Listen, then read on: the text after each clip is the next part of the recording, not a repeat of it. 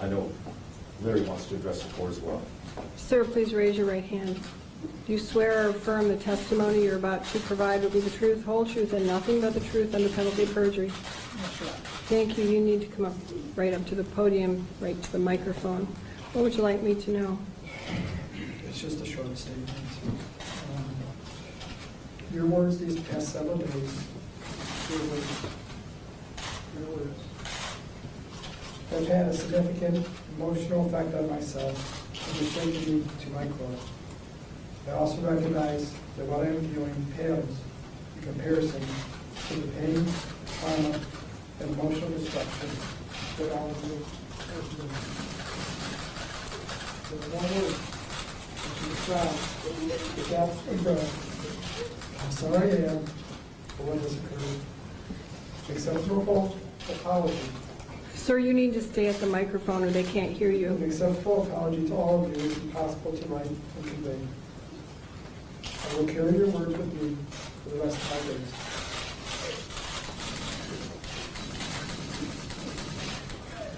days. Sir, I hope that's true. I hope you are shaken to your core. Your victims are clearly shaken to their core. And I know there are still some who ask, are you broken because you got caught?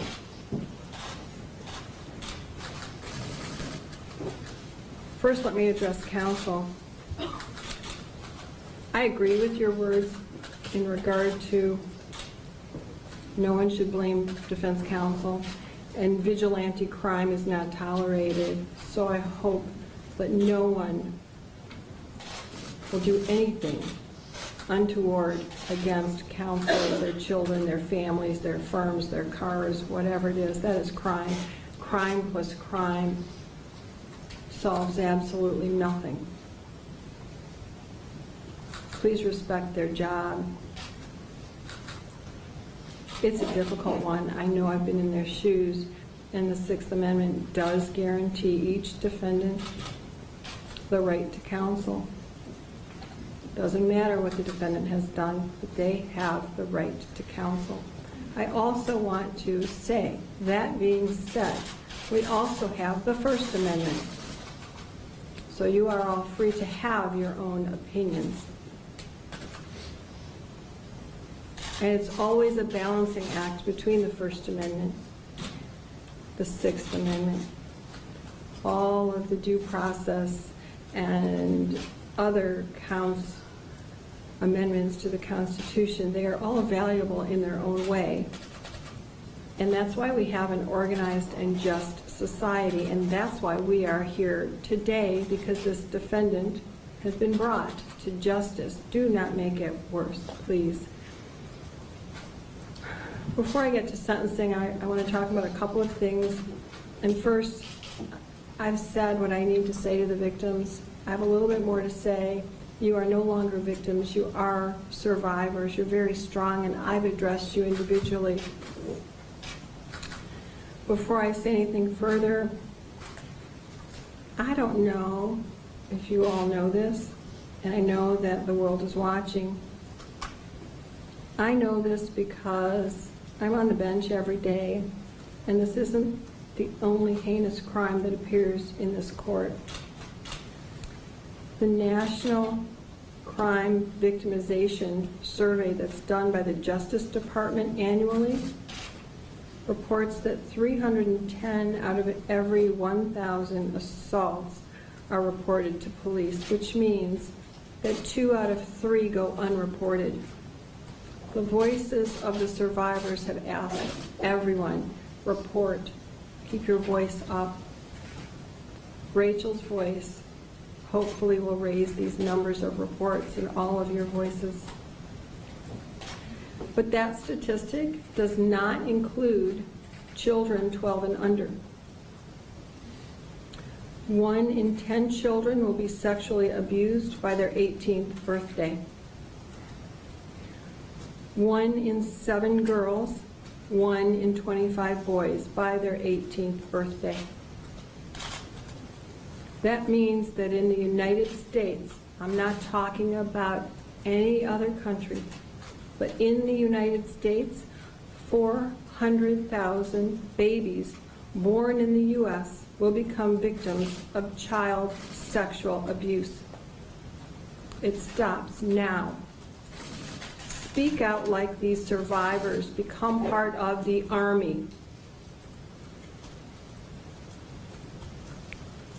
I do one case at a time.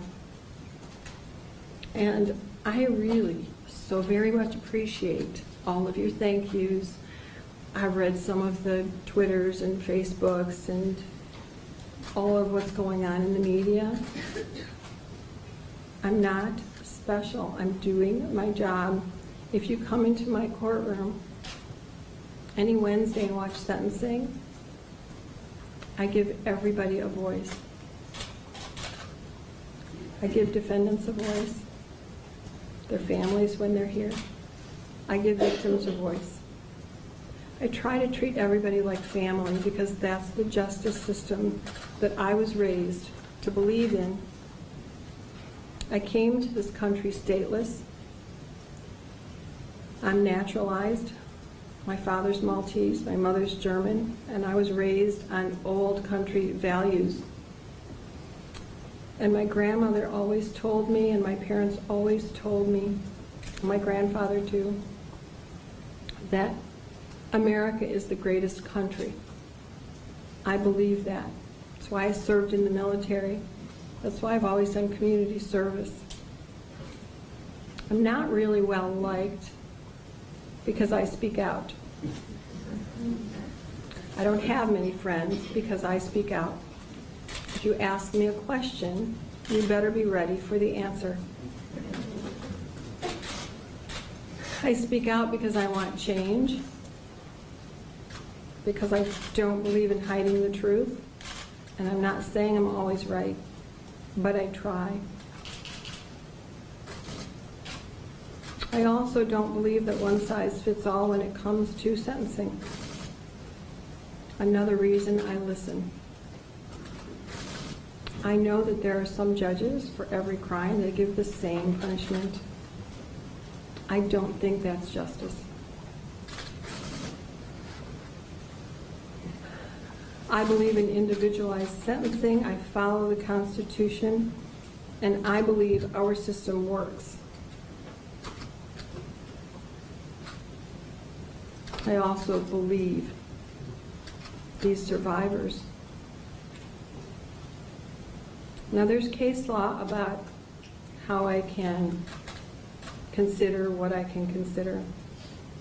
And first and foremost, my sentence reflects the 7 in regard to who defendant pled to. But the remainder of you, the 161 others, add to the credibility of those 7. So technically, I'm considering everything. Everyone, because your crime, all of your crimes, the depth of them have cut into the core of this community and many communities and all of the families and people we don't even know.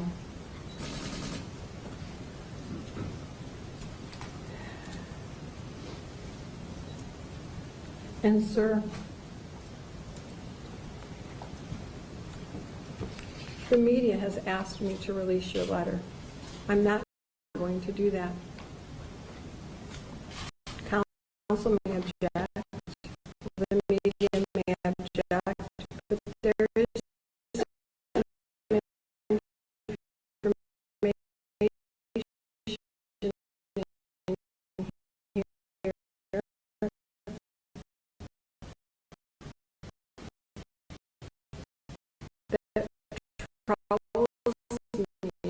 in regard to the victims.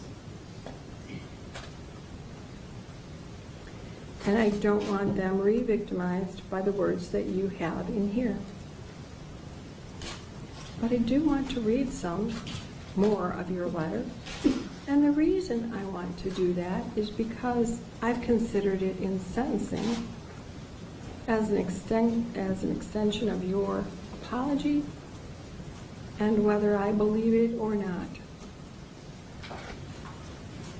So I want you to hear your words. I've already read some, and I'm not reading every line. Well, let me begin.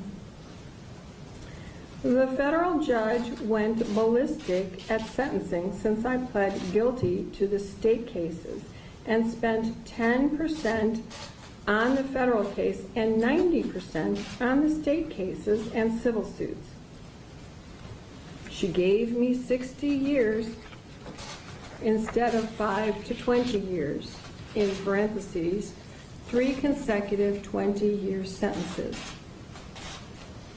I pleaded guilty to possession of porn from 9/2004 to 12/2004, 4 months. The prosecutor even admitted that I never belonged to any porn sites, any chat rooms, was not on the dark web, and also they could not prove I viewed it. It was all deleted, of course. I shared my electronics, and I could not prove that. So for 4 months of porn possession from 2004, I was sentenced to 60 years. Not proper, appropriate, fair. Going down a few lines. What I did in the state cases was medical, not sexual. But because of the porn, I lost all support, thus another reason for the state guilty plea. Let me move down further.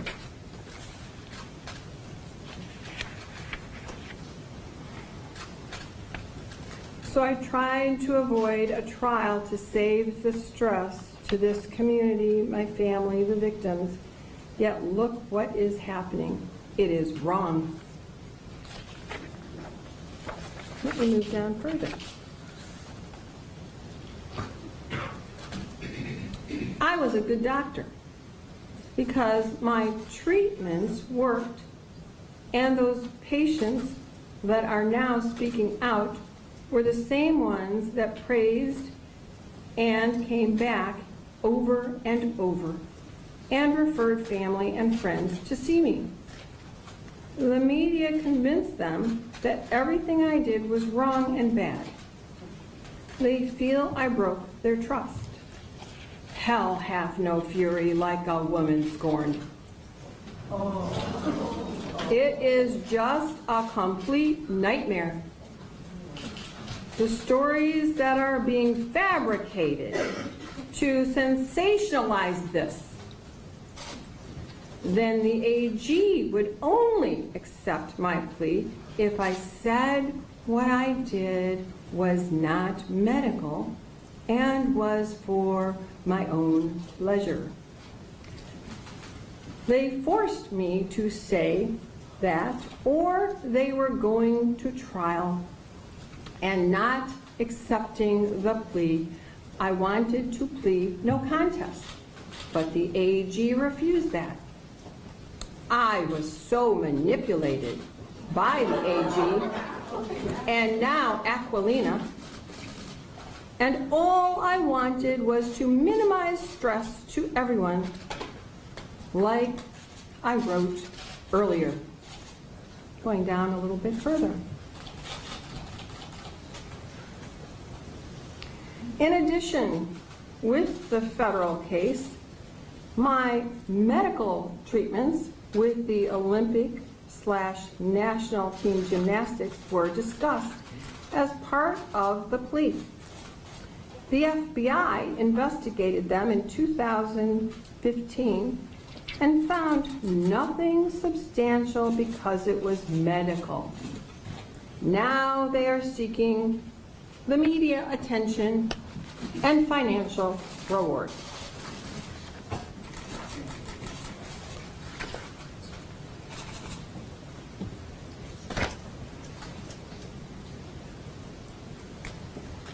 Would you like to withdraw your plea? No, Because you are guilty, aren't you? Are you guilty, sir? I accept my plea, exactly.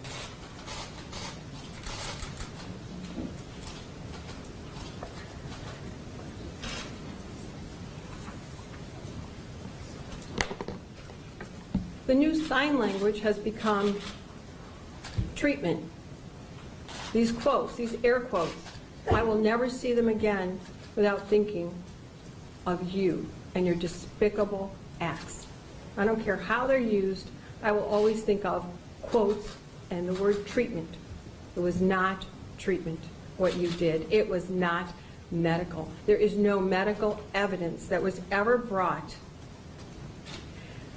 When this case first came to me, and I've told you this, and I apologize to the Olympians and athletes, but I have 5 children, 2 dogs. My parents live with me. I work 4 jobs. I don't have much time for television. I don't watch sports. Although last year I was a soccer coach, much to the laughter of my family. I didn't know anything about you, your name, or anything that was going on.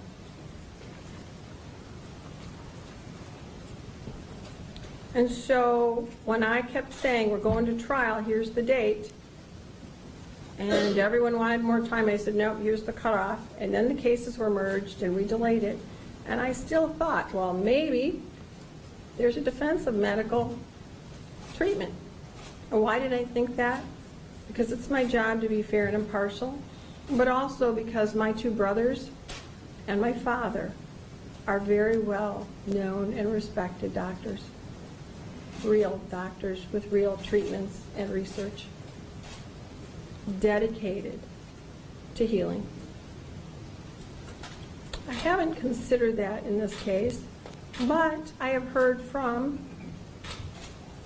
your survivors now that they trust doctors like I trust the doctors in my family and the doctors I go to.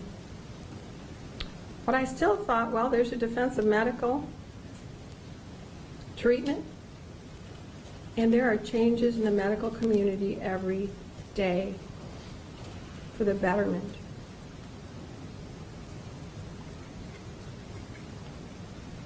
So up until the time you pled, I believed that maybe there was a defense here, despite the felony information. I was ready for trial. Your counsel was ready for trial. The Attorney General's office was ready for trial. You, sir, decided to plead because there was no medical treatment. You did this for your pleasure and your control. This letter, which comes 2 months after your plea, tells me that you have not yet owned what you did, that you still think that somehow you are right, that you are a doctor, that you're entitled, that you don't have to listen, and that you did treatment. I wouldn't send my dogs to you, sir. There's no treatment here. You finally told the truth.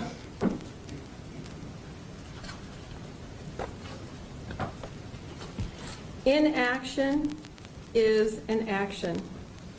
Silence is indifference.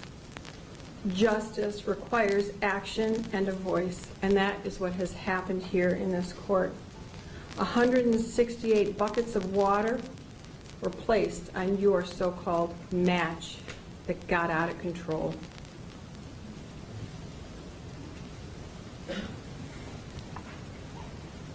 I also, like law enforcement, or like the Attorney General, want to thank law enforcement for their investigation, but I also want to be the voice on behalf of the survivors who asks law enforcement to continue their fine work and to also include the federal government.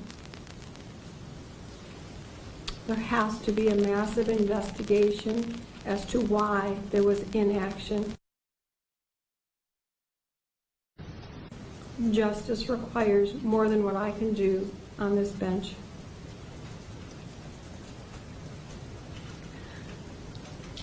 I want to also applaud all of the counsel in the Attorney General's office. I want to also applaud defense counsel. You all have done fine work. You've made me proud of our legal system. We all work together for the betterment of our community, and that is law enforcement, prosecutors, defense counsel, investigators. There are countless people.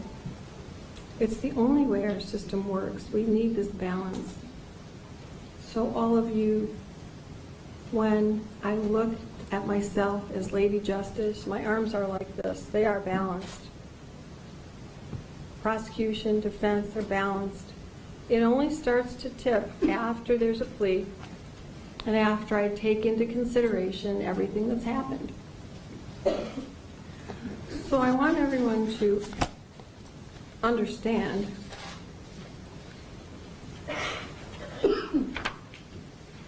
I've also done my homework. I always do. People versus Wacholowski. I'm sure I slaughtered the name. I apologize, but it is spelled W-A-C-L-A-W-S-K-I. 286 Mishap 634. It's a 2009 case. And in it, and I want you to clearly understand, it says, plainly, the law does not limit victims' impact statements to direct victims. It doesn't say, and I have found nowhere that limits me from having you hear all of your victims. As I said before, when counsel came to me and said, we're not going to go to trial, despite our court having already sent out 200 of the 800 juror requests. And they told me their plea, and would I consider it in lieu of trial? There was the agreement between us because I always, and they know it, they are familiar with me, let people speak. And I wanted all victims. And we had a discussion about which victims. And of course, there was an objection to one of them. I let it come in anyway. That was part of the plea that you entered into, to allow the victim impact statements. Because after that discussion, I know your lawyers, as good as they are, sat down with you and said, the judge is going to allow this. And when it comes down to it, I know it also because this was signed by the Attorney General, by defendant, and by defendant's counsel on November 22nd, 2017.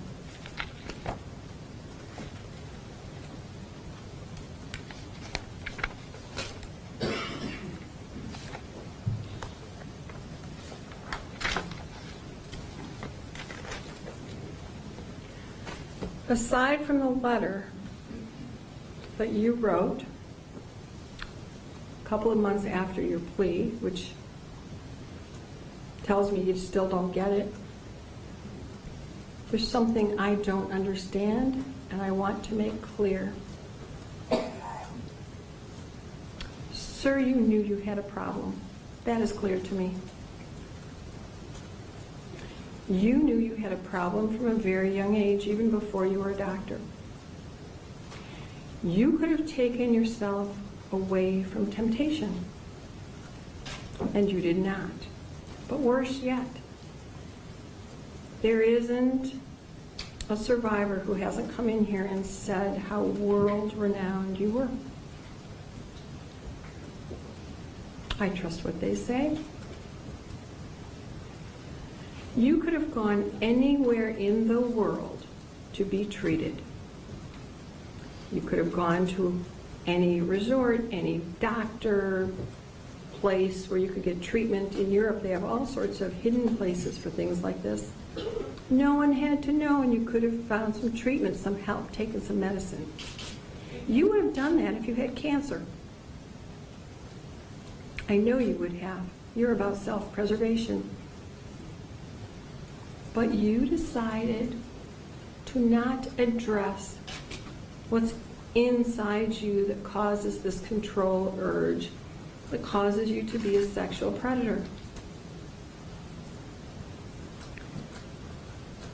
So your urges escalated, and based on the numbers that we all know go unreported, I can't even guess how many vulnerable children and families you actually assaulted.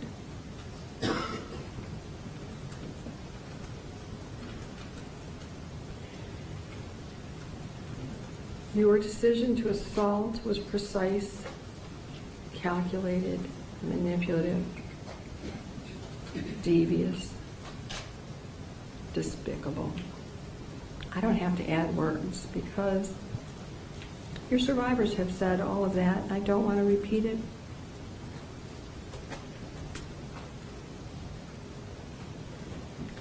You can't give them back their innocence, their youth. You can't give a father back his life, or one of your victims her life when she took it. You can't return the daughter to the mother, the father to the daughter.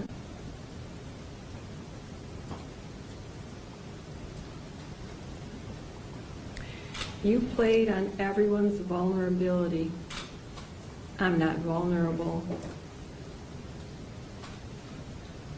Not to you, not to other criminals at that podium. I swore to uphold the Constitution and the law, and I am well trained. I know exactly what to do. And at this time, I'm going to do it. And I want you to know, as much as it was my honor and privilege to hear the sister survivors, it is my honor and privilege to sentence you. Because, sir, you do not deserve to walk outside of a prison ever again. You have done nothing to control those urges, and anywhere you walk, destruction will occur to those most vulnerable. Now, I am honoring the agreement. I'm also honoring what's been requested of me. And I want you to know, I'm not good at math. I have a cheat sheet. I'm only a lawyer. I know that you have a lot of education in physics and math, because I need to send a message to the parole board in the event somehow God is gracious, and I know He is, and you survived the 60 years in federal court first, and then you start on my 40 years. You've gone off the page here as to what I'm doing. My page only goes to 100 years. Sir, I'm giving you 175 years, which is 2,100 months.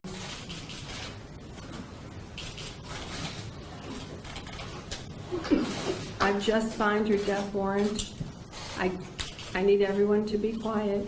I still have contempt powers. I told you I'm not nice. I find that you don't get it, that you're a danger. You remain a danger. I'm a judge who believes in life and rehabilitation when rehabilitation is possible. I have many defendants come back here and show me the great things they've done in their lives after probation, after parole. I don't find that's possible with you. So you will receive jail credit on counts 1, 2, 5, 8, 10, and 18 of 369 days. On count 24, you will have 370 days jail credit. If you are ever out, which is doubtful, you would be required to register with the Michigan Sex Offenders Registration Act, complying with all of the requirements of that act, in addition to global position monitoring system. You would wear GPS. You will pay restitution in the amount to be determined based on whatever amounts are submitted, and your attorneys can ask me for a restitution hearing so that I can determine what a reasonable amount is for the victims.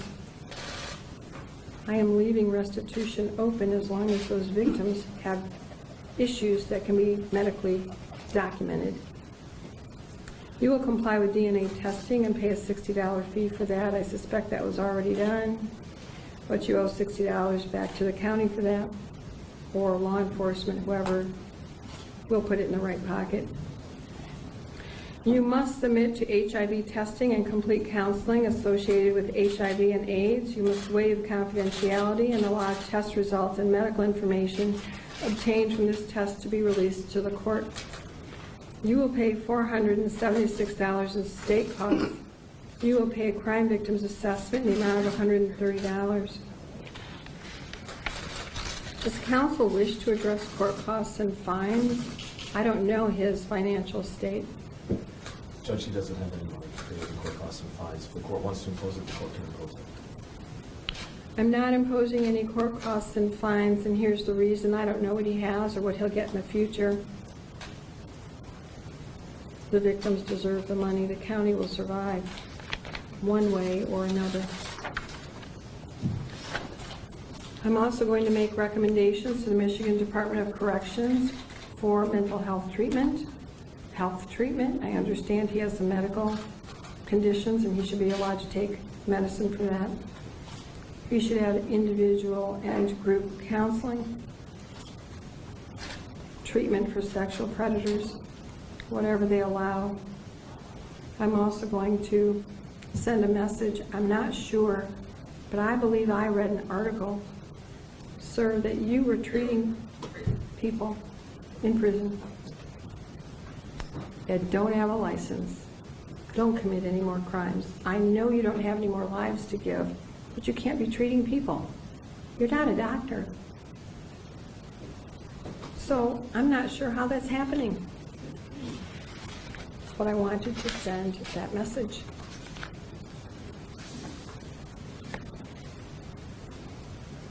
You have 21 days to appeal, 10 days to request court-appointed counsel. Do you acknowledge receipt of your appellate rights? Your Honor, I've got the notice of right to appeal, and I'm providing it to my client now. Do you acknowledge it? Yes, Your Honor. Thank you. And let me just say to the media, again, I'm just doing my job. I know you all want to talk to me. My secretary has informed me that I have a growing stack of requests from print media, from television, from magazines, from around the world, literally. This story is not about me. It never was about me. I hope I've opened some doors, but you see, I'm a little stupid because I thought everybody did what I did. And if they didn't, maybe they ought to, but I do this and have been doing it. And if you don't believe me, the keeper of my words is right by my side, and lawyers who are hearing this are shaking their heads saying, yep, I've waited too long as she lets everybody talk. Sometimes people get upset. I don't care, I get paid the same. So as to the media who want to talk with me, I'm not going to be making any statements. I know that my office, and I may have even, I don't know, it's been a long couple of weeks, conveyed that after this is over, it's just not my story. After the appellate period runs, with victims by my side to tell their stories, I might answer some more questions than what I said on the record. I don't know what more I could possibly say. But I'm not going to talk with any media person until after the appeal period, and even then, if you talk to me about this case, I will have a survivor with me because it is their story. So I wanted everybody to hear that from me. I respect all of the media outlets. You've done just a fabulous job here. There hasn't been any commotion or upset by this, and I do believe in the First Amendment, so I thank you all for being here because it's an important story for the survivors. As to today, I know that there are a lot of survivors, family members, husbands, friends, a lot of people in the courtroom. You have voices. I'm going to leave the courtroom. Defendant will leave the courtroom. The attorneys may stay. Victims, family members, survivors, you may stay in the courtroom and talk with media. You can have your own press conference right here. Spur of the moment sometimes works out the best, doesn't it? Again, I won't make a statement until after the appeal period. And again, if there's any survivor then who, at that point, if somebody wants to talk to me, I'm sure you'll be moved on to another story, but if you're not, please give your names to the victim's advocate so that I can contact you, because please, media, do not contact me on this story without a survivor. It's their story. I thank everybody in this case. Sir, I hope somewhere you have heard everybody's words, and it really does resonate with you.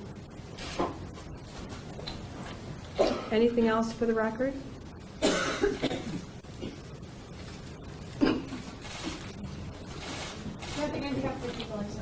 Nothing but half, Mr. Lester. All right, so the media is asked to stay here with all those lovely people who may want to speak with you.